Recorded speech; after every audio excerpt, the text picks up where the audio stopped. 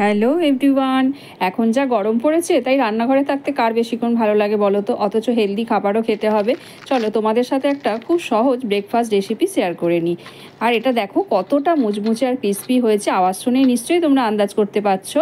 আর খুব সোজা, যদি সকালে তুমি এটা ব্রেকফাস্টে বানাও, স্বাভাবিক সকালেই তো ব্রেকফাস্ট হবে, বলো কি উল্টোপাল্টা বলছি। এইবার দেখো, আমি এখানে 2 কাপ মাপে চাল নিয়েছি, আর হাফ কাপ নিয়েছি ছোলার ডাল, আর 1 কাপ নিয়েছি এখানে মুগ কড়াই দিয়ে এটাকে আমি ওভারনাইট কিন্তু ভিজিয়ে রেখে দেব। ভালো করে কিন্তু আগে ধুয়ে নেব, হ্যাঁ অবশ্যই। এবার ভালো করে ধুয়ে টুয়ে নিয়ে আমি এটাকে ওভারনাইট রেখে দেব। তাহলে কি হবে, খুব ভালো কিন্তু এটা পেস্ট হয়ে যাবে। দেখো পরের দিন সকালে দেখো কতটা ফুলে গেছে। এইবার আমরা এটাকে মিক্সিতে দিয়ে ভালো করে একটা পেস্ট বানিয়ে নেব। এটা কিন্তু শরীরের পক্ষে ভীষণই উপকার, কারণ মুগের ডাল তো এমনি হাই প্রোটিন, আর এটা খেলে কিন্তু তোমার পেটটাও ভরবে আর বিশেষ কিছুই লাগবে না।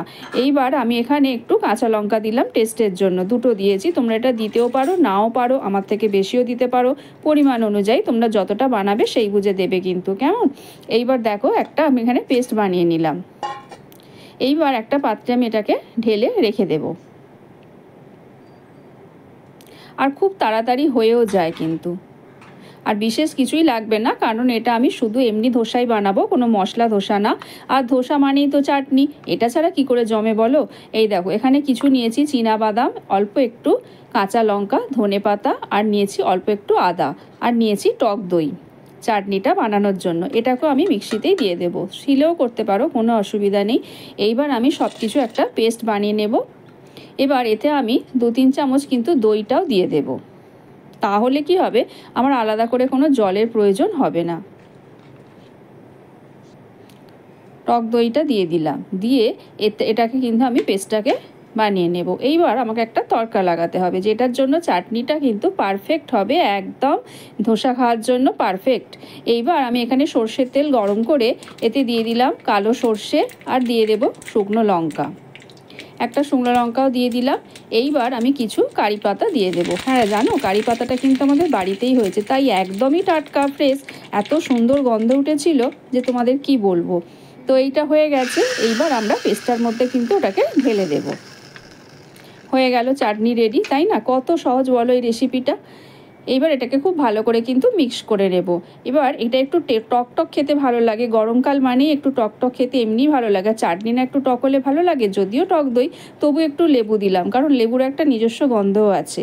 এইবার দিয়ে দিলাম পরিমাণ মতো নুন, আর একটু কিন্তু আমি বিট লবণও এখানে দিয়েছি, আর চিনি গুঁড়ো দিয়েছি, গুঁড়ো ছিল তাই দিলাম, তোমরা এমনিও দিতে পারো। দিয়ে একটু বেশিক্ষণ ধরে এইভাবে মিক্সটা করতে হবে, এই যা, আর কিছুই কোনো পার্থক্য হবে না।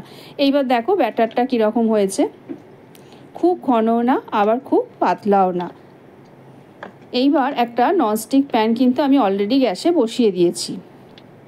এবার দেখো ব্যাটারটার মধ্যে পরিমাণ মতো কিন্তু নুন দিয়ে দিয়েছি। এবার প্যানের মধ্যে অল্প করে একটু তেল দিয়েছিলাম, দিয়ে এটাকে আমি একটা কাপড়ের সাহায্যে তেলটাকে ভালো করে কিন্তু মুছে নেব।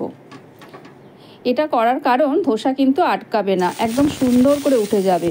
এইবার কি করলাম, অল্প করে একটু করে হাতে করে জলের ছিটে দেখো দিয়ে দিলাম। এইবার কিন্তু আমি ব্যাটারটা দিয়ে দেব। প্রথমে কি হয়, এই চাটুটাকে একটু গরম করতে হয়, তারপর আবার ঠান্ডা করতে হয়, এই জন্য এই প্রসেসটা করা, আর কিছুই না। এইবার দেখো ব্যাটার এক হাতা দিয়ে এইভাবে বাটি করে আস্তে আস্তে করে ঠিক এইভাবে ঘুরিয়ে নিতে হবে। বলো কত সোজা, দেখো কত সুন্দরভাবে হয়ে যাচ্ছে। সবথেকে বড় কথা, চাটুটা যদি তুমি ঠিকঠাক রেডি করতে পারো, তাহলে কিন্তু একদম সুন্দর ধোসা হবে, কিচ্ছু তোমাকে কষ্ট করতে হবে না। দেখো কেন বলছি, ওপর থেকে অল্প করে একটু তেলও কিন্তু এখানে আমরা দিয়ে দেব। এইবার দেখো, এই যে বলছিলাম না, চাটুটা যদি ঠিকঠাক রেডি হয় ধোসা খুব সুন্দর হবে। দেখো নিজে থেকেই উঠে আসছে, শুধু তোমার কাজ ওকে তুলে নেওয়া, ও তো আর তোমার কাছে উঠে আসতে পারবে না, সেই জন্য দেখো কত সুন্দরভাবে উঠে গেল, তাই না? আমি এটাকে একটু একটু উল্টে দেবো, ওটা তোমরা নাও করতে পারো, কোনো অসুবিধা নেই। আমি একটু উল্টে দিলাম, আর একটু ওপাশটা সেঁকে নিয়ে কিন্তু নাবিয়ে দেবো, বেশিক্ষণ না, 1-2 সেকেন্ড জাস্ট এ করে আমি কিন্তু তুলে নিলাম সেঁকে নিয়ে। দেখো রেডি হয়ে গেছে আমাদের ধোসা, আর কতটা ক্রিস্পি হয়েছে তা তো তোমরা দেখলেই, দেখে নাও। তোমরা যদি এই ভিডিওটা আমাদের ইউটিউব থেকে দেখে থাকো তাহলে কিন্তু চ্যানেলটাকে সাবস্ক্রাইব করে পাশে থেকো, আর যদি তোমরা ফেসবুক থেকে দেখে থাকো তাহলে কিন্তু ফলো করে দিও, আর লাইক শেয়ার কমেন্ট করতে ভুলো না কিন্তু।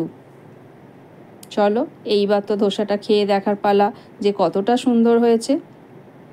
এবার চাটনিটার মধ্যে ডুবিয়ে খাবো, জাস্ট ফাটাফাটি, আর কিচ্ছু লাগে না, বিশ্বাস করো। এটা তো সবাই বলে যে মাঝে মাঝেই বলে এটা বানাও, আর কত সোজা, আর ঘরে থাকা জিনিস দিয়ে অতি সহজেই কিন্তু এটা হয়ে যায়। আর আমাদের চ্যানেলের নামটা তোমাদের মনে আছে তো, FORON, ফোড়ন, ফোড়ন বলে সার্চ করবে, ব্যাস। তারপর কিন্তু অবশ্যই যেটা বললাম করো কিন্তু বন্ধুরা, কেমন? কারণ তোমরা না পাশে থাকলে এই চ্যানেল এগোবে কী করে বলো, আমি কি করে কাজ করার উৎসাহ পাবো? তাই তোমাদেরকে পাশে চাই।